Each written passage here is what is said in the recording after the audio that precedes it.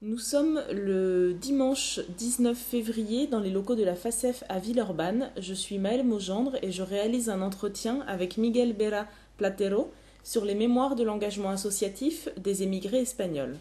Alors pour commencer, monsieur, je vais vous demander de vous présenter en me donnant vos noms, prénoms, date et lieu de naissance. Je suis donc Miguel Vera Platero, date de naissance 11 juin 1937, né à Puerto Llano, Ciudad Real, Espagne.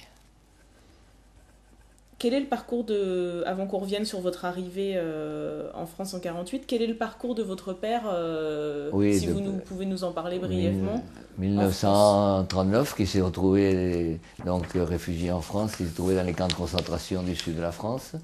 À partir de ces camps, il a été enrôlé dans une compagnie de travailleurs étrangers, la 517, pour savoir. Et cette compagnie, donc la 517, il y a eu la 514 et la 515, qui ont été affectés à la Haute-Savoie pour faire du charbon de bois, pour faire la route du Semnoz, et aussi pour assécher les marais des Pagny, à côté d'Annecy. Donc ils s'est retrouvé dans ces compagnies, ils sont arrivés à Annecy le 20 septembre 1940.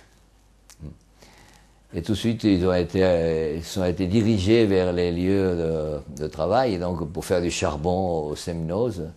Il y avait le manque de pétrole à l'époque et les camions, les voitures fonctionnaient avec du gazogène.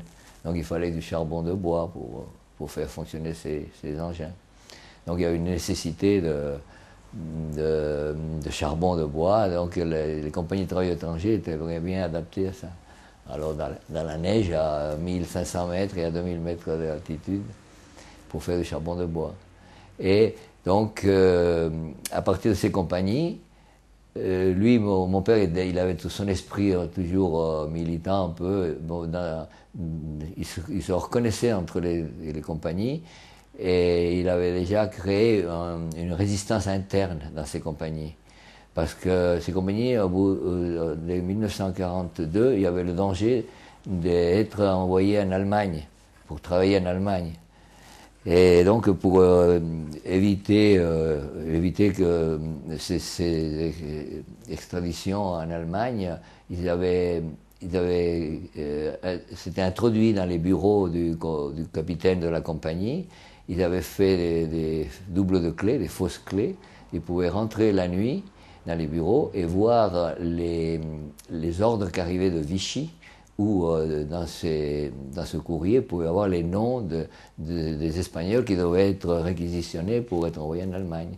Donc quand ça arrivait, ces personnes qui étaient sous le coup d'être ramassées pour être envoyées en Allemagne, eh bien, on pouvait les faire partir dans la journée, des véhicules qui ravitaillaient la compagnie, ou des relations extérieures qu'il y avait. Ils s'étaient très bien organisés déjà à l'intérieur de la compagnie. Et puis petit à petit, ces maquis se sont organisés dans les montagnes autour d'Annecy, et leur action et leur comportement a été admiré par l'état-major de la résistance française. Il les a vus agir. Donc tous les ordres qu'ils avaient, soit de couper des routes, de couper des lignes téléphoniques, d'arrêter la production de certaines usines, et surtout des usines qui travaillaient pour l'Allemagne, comme l'usine de roulement à billes, qui était très important. Une des premières missions qu'ils avaient, les maquisards, de la part de l'état-major de la résistance, c'est de stopper la production de l'usine à billes d'Annecy.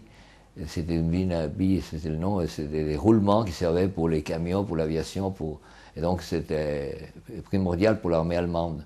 Donc l'état-major de la résistance française les a vus agir d'une façon tellement remarquable et parfaite qu'il n'y a pas eu, dans leur action, il n'y a jamais eu des représailles contre la population, contrairement à certains maquis français où des fois la chose était mal faite, où dans leur action ils abattaient un Allemand et en représailles on prenait un fusil du village, 10 hommes du village. Donc les Espagnols, avec l'expérience de la guerre d'Espagne, ils ont eu une attitude dans ces maquis qui a fait l'admiration de la résistance française. Et quand, en 31 janvier 1940, la résistance française a donné l'ordre à Tom Morel de monter au plateau des Glières pour réceptionner les armes promises par les Alliés, eh bien, tout de suite, on a fait appel à ces maquisards espagnols, donc ces résistants espagnols, pour monter au plateau des Glières, pour réceptionner les armes que les Alliés devaient envoyer. Qu'est-ce qu'a fait, quelle a été votre vie en fait à partir de 1948 en France? Qu'est-ce qui s'est passé pour vous Là, pour en vos arrivant parents? là, bon, on a eu quand même un accueil. Nous, en tant que comme mon père était une personnalité dans la résistance, on a eu un accueil, je peux dire vraiment très chaleureux et sympathique par tout ce monde de la résistance. Et on est rentré à l'école, moi je suis rentré à l'école en avril donc 49, à l'école primaire, et pareil, il se trouve les professeurs, les maîtres d'école, c'était tous des anciens résistants. Alors moi j'ai eu personnellement un statut très particulier, je ne savais pas parler le français à 12 ans, mais ça fait rien, on me prenait à part, et puis j'ai suivi le circuit normal grâce à cette sympathie qu'ils avaient pour nous en tant qu'enfants de résistants. Et donc racontez-moi à partir de quand et pour quelles raisons ils ont commencé, votre père et ses amis, à vouloir monter cette association de l'amicale Oui, des résistants espagnols. donc après la guerre, il y a eu les organisations des résistants donc français. Eux, ils étaient au début implicitement, ils étaient avec ces résistants français, mais arrivé l'année 60, ils ont vu quand même que plus ça passait le temps, on parlait de moins en moins des Espagnols. Avant, ils étaient confondus avec les Français. Et puis, on s'est rendu compte que les Espagnols avaient joué un rôle quand même très important dans la résistance et qu'on en parlait de moins en moins. Et c'est là qu'est sorti, ils ont eu l'idée entre eux, dans les résistants, de créer l'amicale de la résistance espagnole. Elle a été déclarée au journal officiel en avril 1964. Et alors quels étaient les objectifs de cette amicale?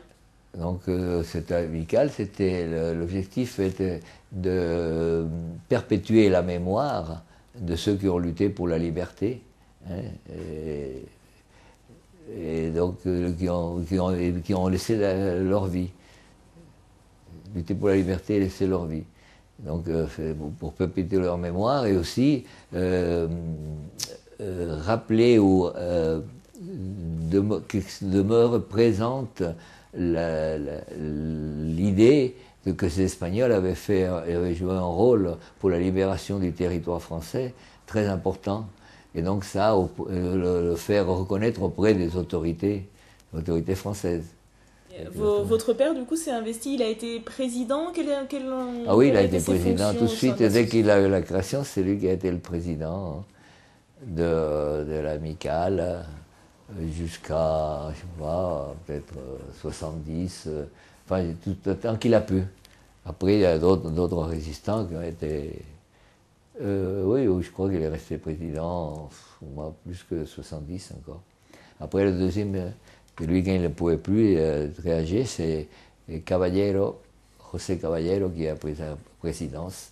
Et c'est à ce moment-là que ils m'ont demandé à moi de m'occuper d'eux, puisqu'il fallait faire du secrétariat, les réunions à la mairie, à la préfecture, les réunions avec les autres associations, ils n'arrivaient plus, commençaient tous à être un peu âgés.